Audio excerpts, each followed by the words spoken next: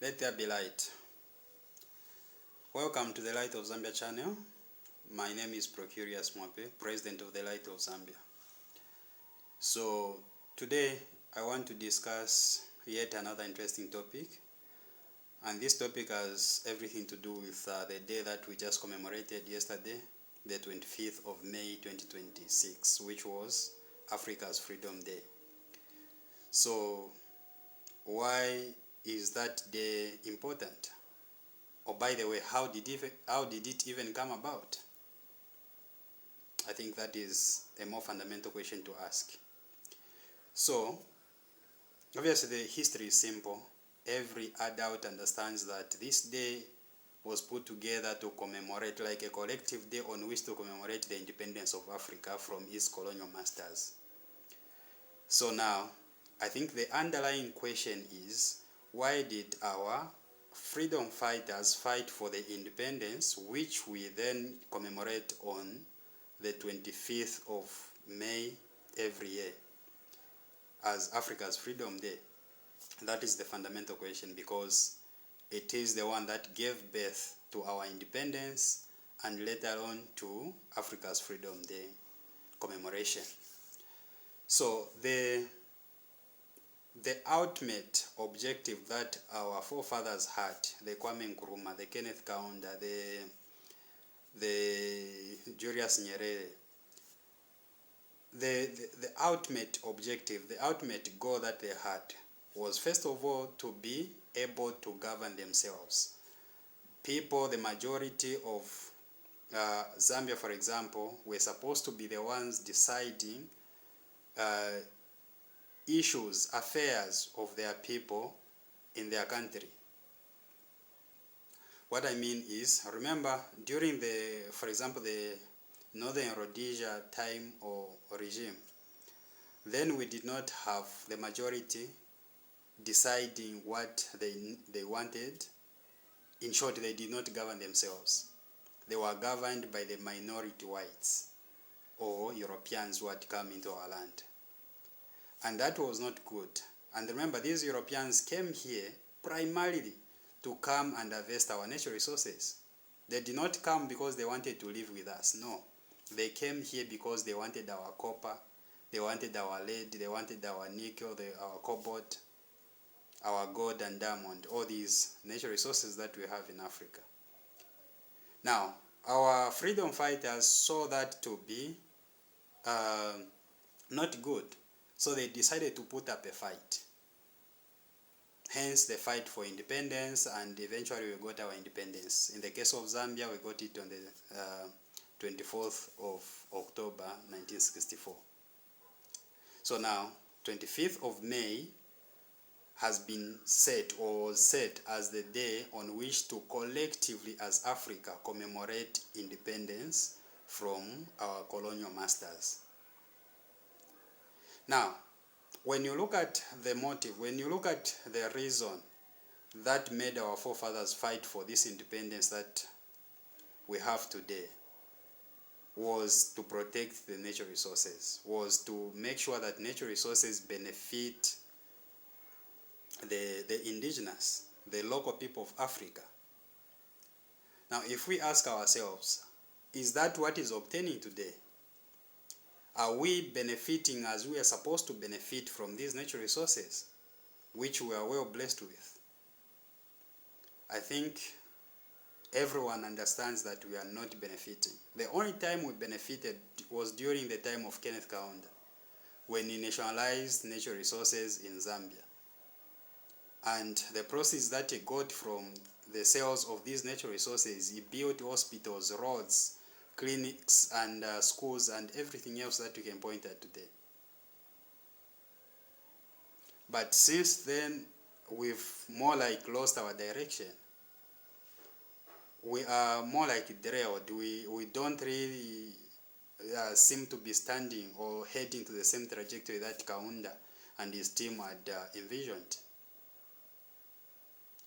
So, to put it simple, I would say the Africa's Freedom Day that we have today has now just remained a tag and a holiday on the calendar.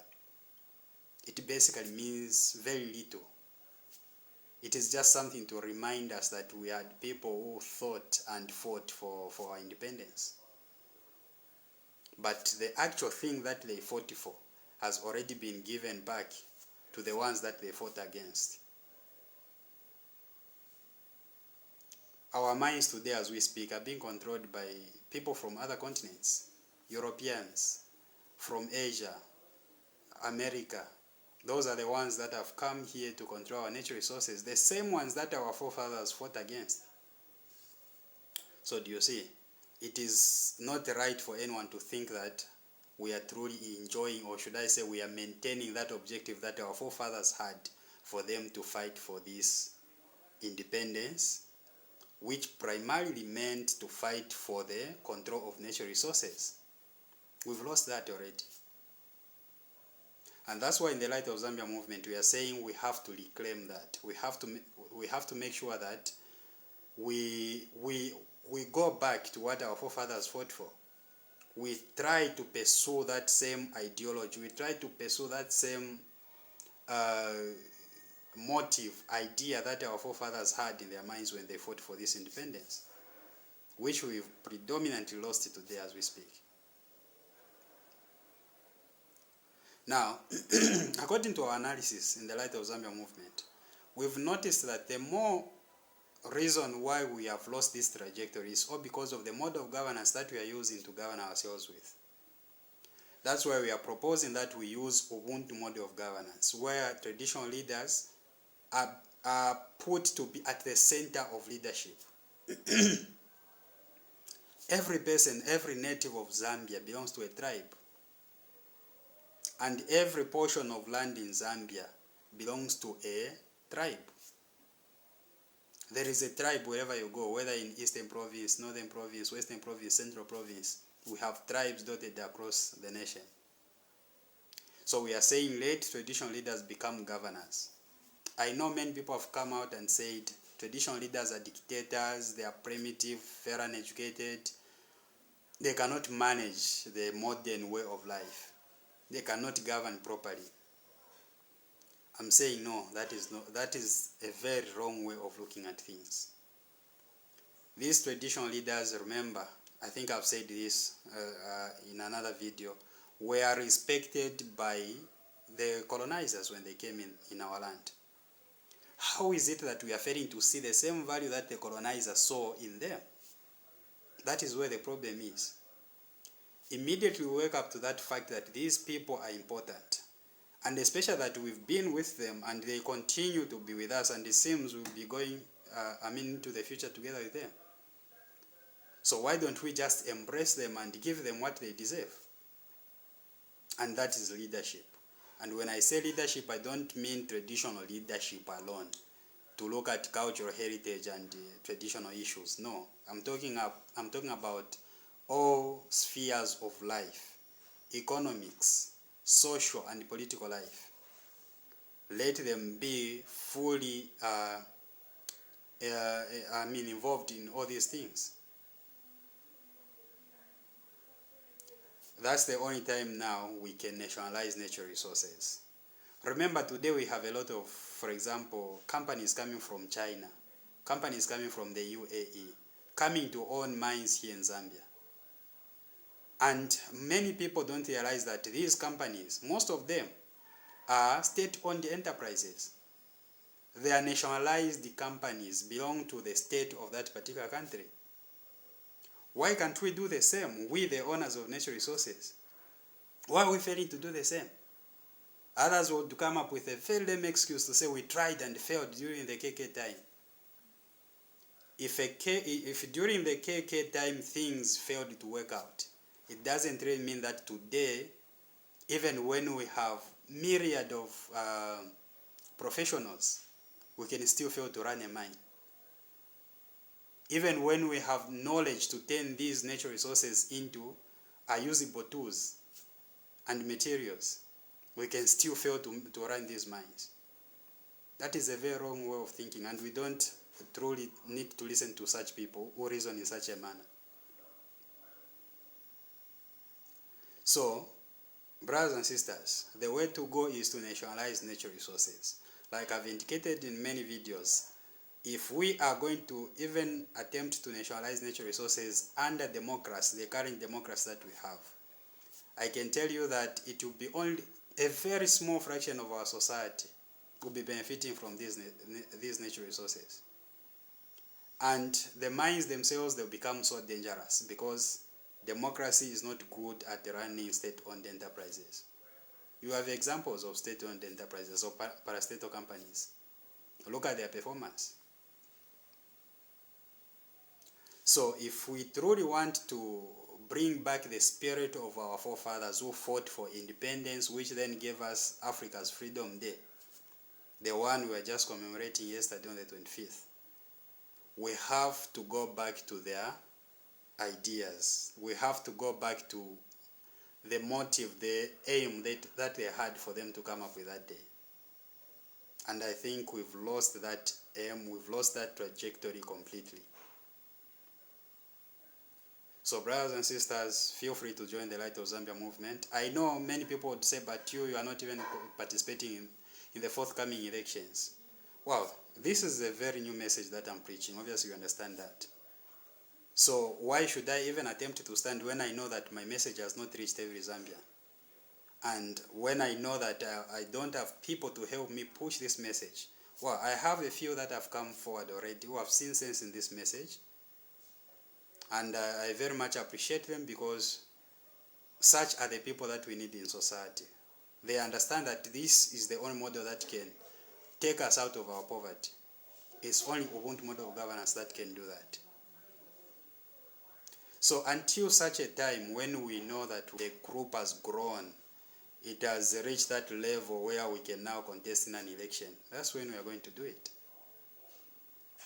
So that is it on Africa's Freedom Day.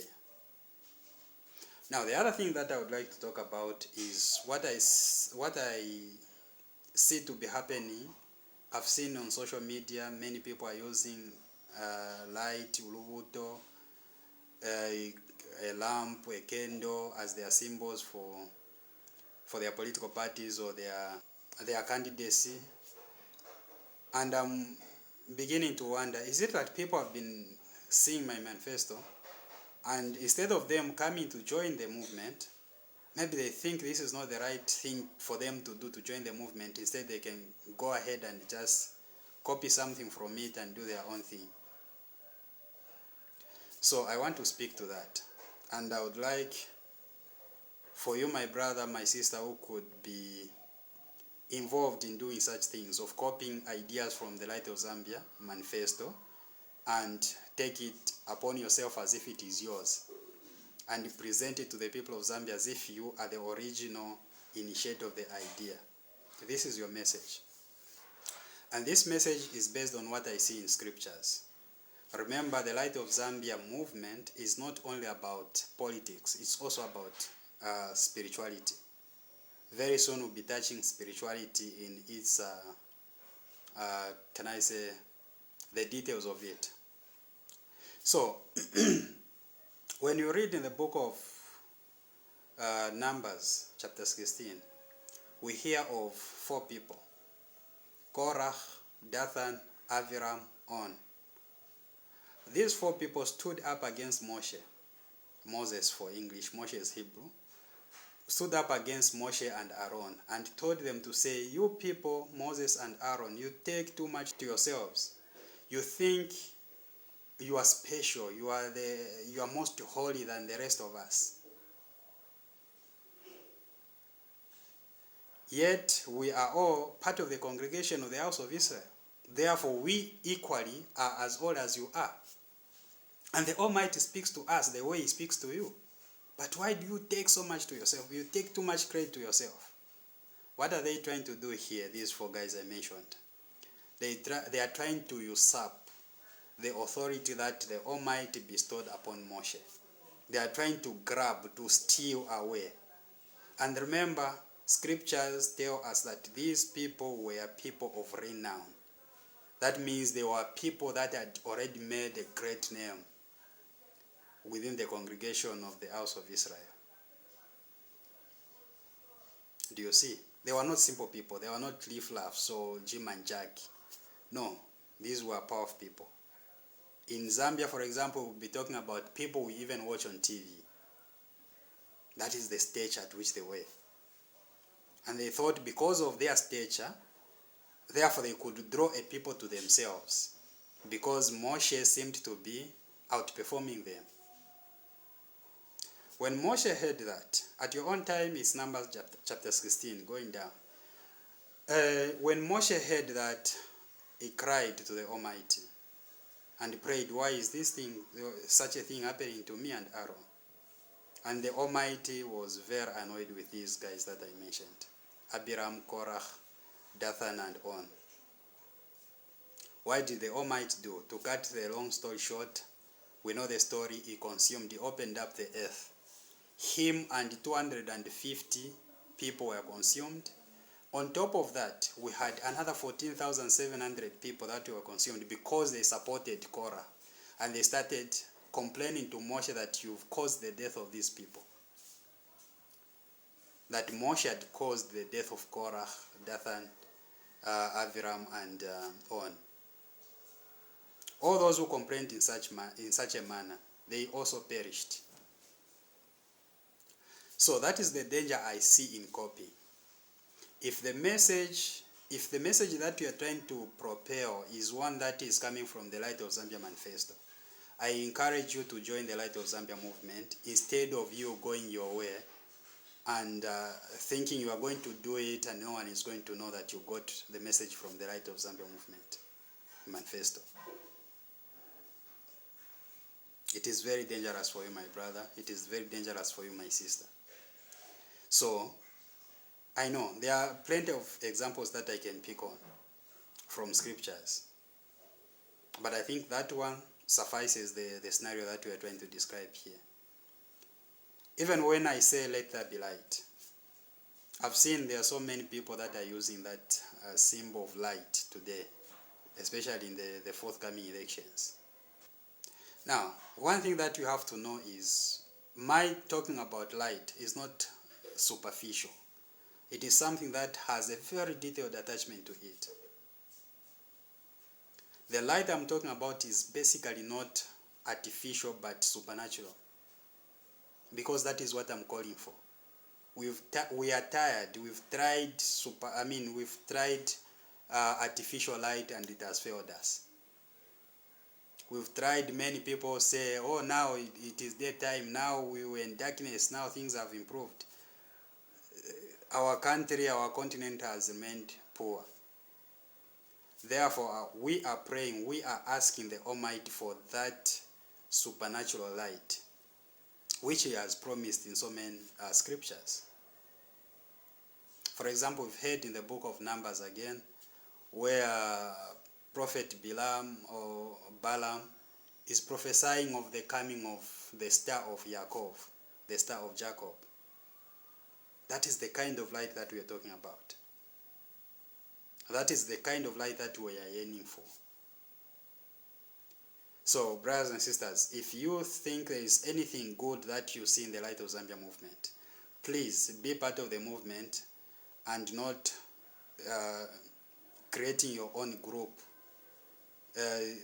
that is buying an ideology from the Light of Zambia. That is not what we are here for. And I've told you that that is very dangerous for you and your people that are following you. So that is basically the message I wanted to share with you for tonight. Until we meet in the next video, I'm saying let there be light.